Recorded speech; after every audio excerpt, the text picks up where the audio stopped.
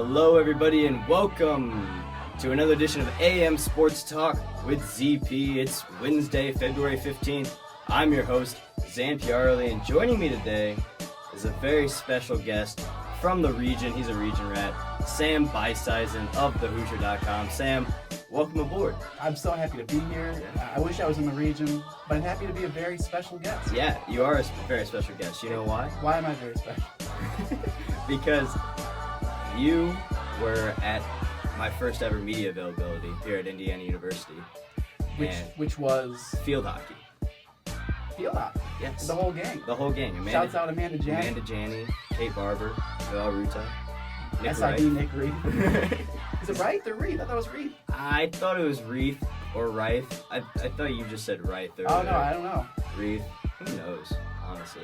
Maybe we should figure that out. Humble beginnings, though. Yeah. On the field hockey team. Seriously. But now, hey, we're here. We cover basketball-ish together. I mean, it's like kind of basketball because I don't really know what to think of it. But we're not going to talk about Indiana sports today.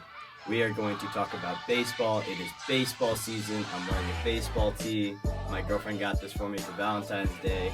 It feels good.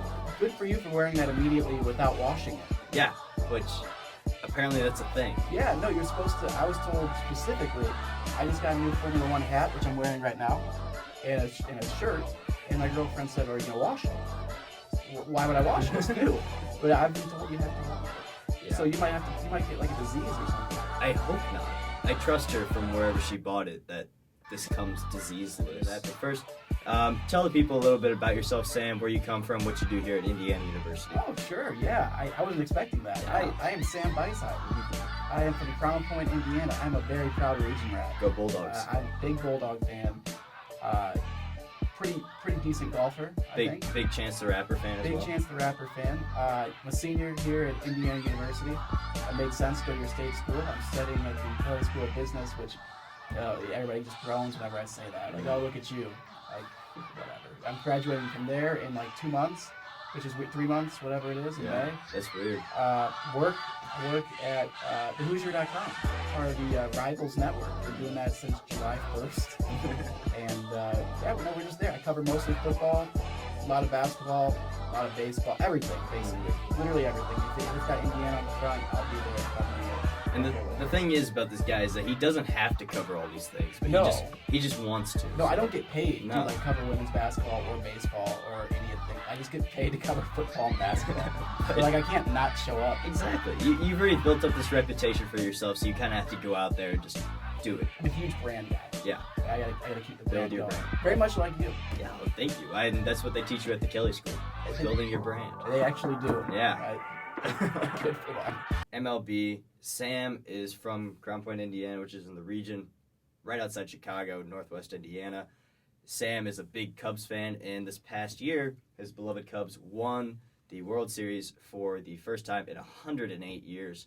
Sam, tell me about your overall experience throughout the World Series. I mean, I'm a Cardinals fan. You are. I've witnessed a few World Series titles, luckily in my living. And that was a nice little humble brag. Yeah, but I mean, for you, it's a first, so I was happy for you. And tell me a little bit about what it was like for you going through it. That's really nice of you that you were happy for me. Yeah. I have this like disconnect from sports. Like sports journalism and sports media has like killed my like get into it factor. So like if I go to like a football game, Colts game, I just kind of sit there. Like that's just what it is. I don't know what happened to me. I just don't get into it as much. I'm really the same way. Like I'm not the one that's gonna cheer anymore. Like I'm just gonna sit there and dissect everything and be like, okay, you're doing this wrong. Like why didn't you do this? Things like that. Which is why I love baseball because baseball you can just sit there next to your buddy and you can explain things. You can talk. You can have a conversation during the game and then just go wild when stuff actually does happen. So anyway, like I said, so I kind of lost that connection except for baseball and motorsports and golf. Like those are the three things I'm just like, no, I'm still going to be just crazy. You know, fan is short for fanatic. You get into it. Baseball's that way. So when the Cubs were obviously making their run, I was so excited. Just completely excited. I mean, every game you're into it. I hated missing. I didn't want to miss anything, like a pitch. Like a few games were during Indiana games, and I would just, if you read any of my coverage from those Indiana basketball games, I don't think I put hardly any effort into it. You know, 'cause I'm watching the Cubs Right? game. That's No, what you're absolutely. there to do. Yeah. What was wild was, I went to a couple games. I went to, the big one was I had to get to NLCS, went to game 2 when the Dodgers just completely shut him down. Kershaw was mowing everybody over. Yeah. But still, it was just so intense. And I was able to go there with my dad, who I don't think had ever seen a playoff baseball game, and my girlfriend. So That's cool. She had never seen a baseball. She's not really a Cubs fan. Like, I don't know. She grew up in a Sox family. But like she didn't really care that much. But I don't know if she's converted or not. I can't tell. I just have no idea. But yeah, no, the whole thing was great. Watching every pitch, watching every game, just getting into it. You never thought I was going to win. I never thought for a second they were going to win. What do you think the chances for the Cubs to repeat as World Series champions are in this season? Obviously, won over 100 games last year. First time they've done that in a while. What's your take on them for this year? Everything I say, you have to take it with a grain of salt because I'm a Cubs fan, and you know what I mean. Don't worry, I'll fire back. I'm a Cardinals fan. No, I think that generally speaking, they're good. But they're it's very just good. It's so hard in baseball, especially, to repeat as a champion. I just don't. And we've seen it before. We've kind of seen like mini dynasties where the Giants go, on a year, off a year, on a year, off a year. But it's just so incredibly difficult because in the span of, if you go to the World Series, you're playing 175, 180 games or so. It's just so easy to lose focus, to lose intent, to lose want to be here. It's so easy to just get lost in that and say, we won it already. Especially when you're the Cubs, when you go 107 years. They opened up this spring. They were talking to the media yesterday, and Joe Madden had 3 themes, and I had them pulled up here. It was be uncomfortable, authenticity, and don't forget the heartbeat. I don't know what don't forget the heartbeat means. Authenticity could mean any kinds of things. Right. Be uncomfortable, though, makes a lot of sense. It does. Do not find that lull in being World Series champion. I like that. I'm dodging around the question. I'd say it's it's high that they would repeat. I'd say 15%. Okay, that's very fair because you did talk about the Giants, how they go, win a World Series, odd years, baby. Miss the entire playoffs and then come back and win a World Series. I mean, it's tough, and to that point, it's really hard whenever you have guys playing baseball all the way through late October. That's shorter off season for them. I mean, the other teams have had a whole month off that didn't make the playoffs, and then with the Cubs playing all the way to the last day of the regular season, it just makes the off season that much shorter and less time for their bodies to recover. But if there's a team that's going to do it, I think it's the Chicago Cubs team, especially. Can you take Dexter Fowler's interesting to me? Because can you take his little "when you go, we go" thing? Do you know about that? No, tell me about that. Oh, so I don't even know. It might have been pre-Cubs. I don't think it was. But their big thing was, when Dexter goes, when you go, we go. So Dexter was, set the top of the lineup, get on base, because when you go, we go. I mean, I keep repeating that phrase like that's gonna make people understand it. But he's the leadoff hitter. He gets on base. The Cubs score because he got on base, more or less. So I don't know if when you go from the Cubs to the Cardinals, can you take phrases with you like that? Or do you have to? It's kind of like the whole row the boat thing. Yeah.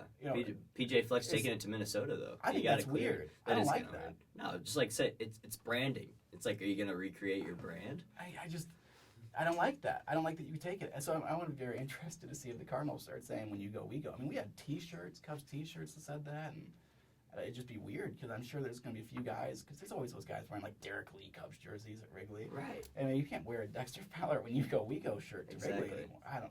I'm getting sidetracked. No. I don't think it's cool, but you think it's all right? I don't know. I think I would like to see him come up with a different thing. I mean, he used that in Chicago. That's Chicago. This is St. Louis now, Come up with something else. You can use the arch. They love the arch there, right? That's all I know. Yeah, we love the arch. That's all you guys talk about, it's right? all we talk about. The gateway to the West, baby. How many times have you been in the arch? I've probably been in the arch about 6 times. You're from St. Louis. That's a lot, dude. 6 to 7 times. Well, now it's 6 to 7. Suddenly we're climbing. Well, I don't. Can you give me 8? Okay, yeah, I could give you 8 actually, because I don't actually know the fixed amount because I went there a lot on field trips as a child, and then also summer field trips and summer camp, and then just going like with my family. There's also stuff. I've never been in the arch. It's neat. It's really neat. Whenever you go up to the top, you can see the whole city.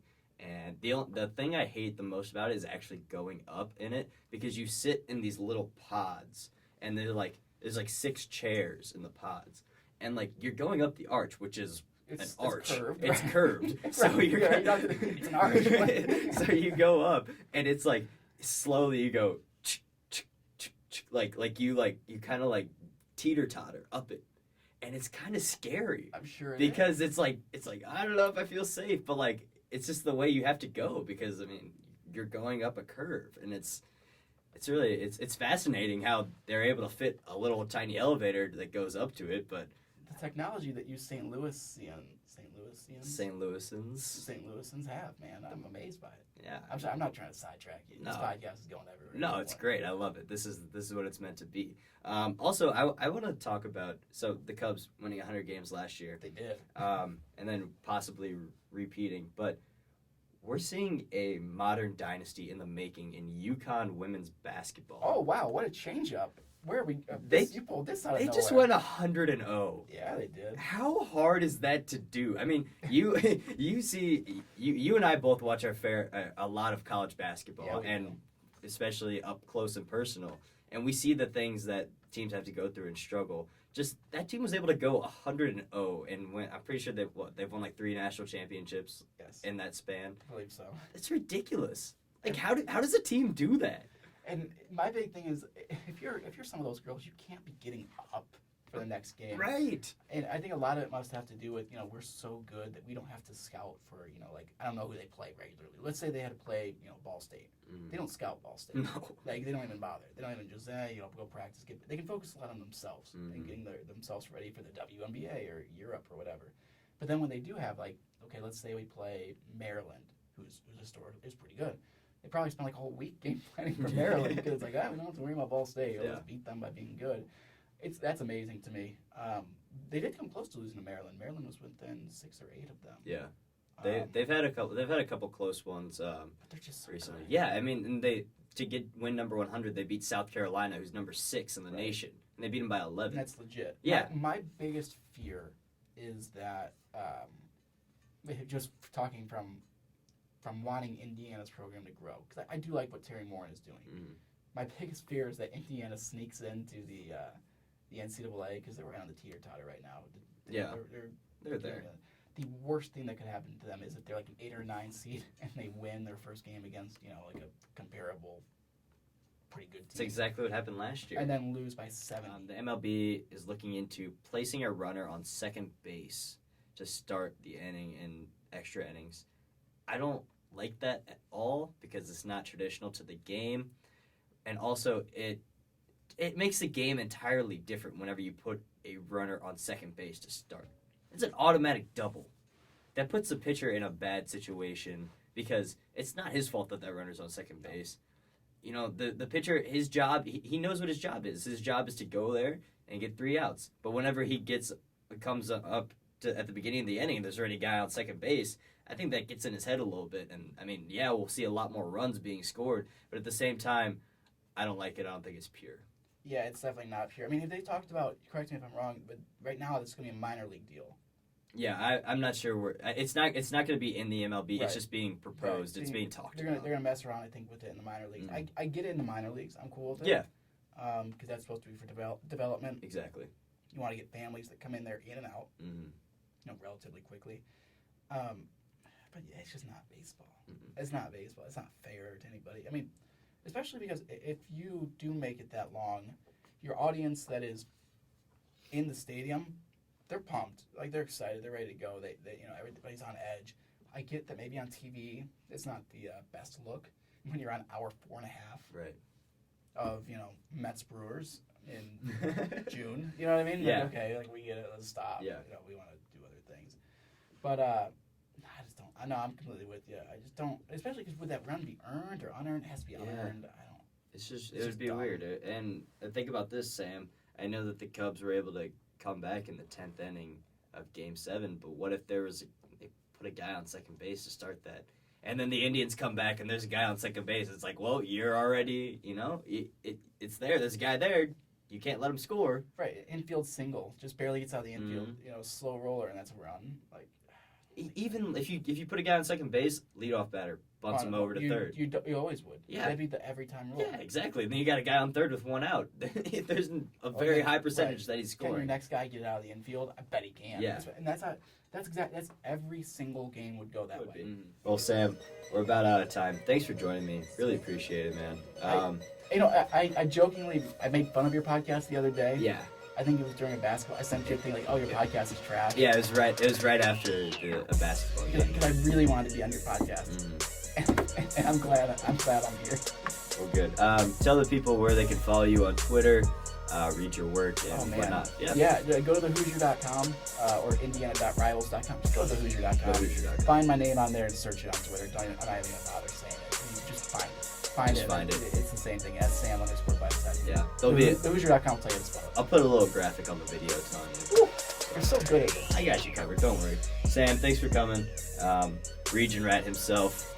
Go Bulldogs. And best of luck to the Cubs this year, honestly. Hey, I'd say the same thing about the Cardinals, but I hate the Cardinals. Yeah. Wow. Well, I hate the Cubs. I can't share. Oh, it's too late. You can't take it back. Maybe I take it back. This is my show, AM Sports Talk with ZP. Thanks for watching.